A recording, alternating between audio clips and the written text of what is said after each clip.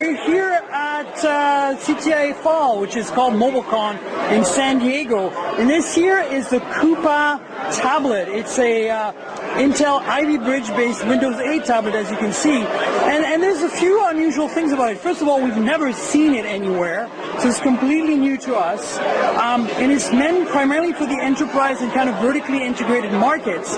What's interesting about it is that it's kind of a modular design. So let me show you around a little bit. As you can see, there's a battery here. It can be unlatched, and this battery just pulls out and it can be replaced. You can see also these little slots that are normally covered with rubber pieces, and they would host like some sort of modular accessory like a card reader or something like that. And then you have another one on the other side, so you can create a more modular design on either side. You also notice there's a bunch of ports here, 2 USB 3, 1 HDMI, microphone, headphone, and this looks as either a SIM slot or a micro SD card slot. I think it's SIM.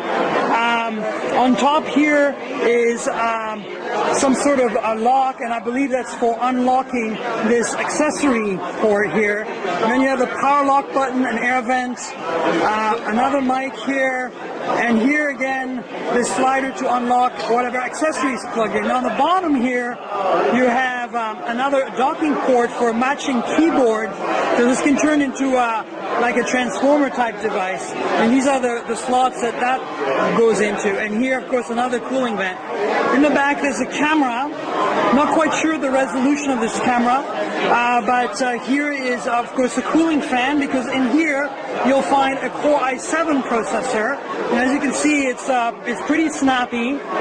It's a 1920 by 1200 display, so pretty high res. It was 10-point multi-touch and a Wacom digitizer. Fingerprint readers here. This is your standard Windows button, so you know if I go into Internet Explorer, you actually look. We're surfing in Gadget here. We've done some pinch to zooming. As you can see, everything is super slick and smooth. If you hit this, you're back into the start menu. These are programmable buttons. They aren't assigned to anything right now. You can see some status lights here for wireless and battery. That's the general design of this. So what's inside? Core i7, 4 gigs of RAM, 64 gig SSD. But this is again kind of an ODM design. The company Kupa is planning to really make this available to enterprise and vertical markets, and potentially become an an ODM for this device, so others can go on and take it on. So this is basically it. There's also front-facing cameras you can see here. This is an engineering sample. It's not a final production. Not quite sure if it'll look this way. You can see the speakers here. It's very light, surprisingly light considering what the guts are. As I said, there's a Wacom digitizer, so you can get a pen, and that's basically it. The Kupa tablet here at MobileCon 2012. Cheers. So the other thing I want to show you is for this Kupa tablet is the transformer-like dock. So the device will just dock like this. This is not a working functional prototype, but it'll dock like this, and of course become a notebook type design.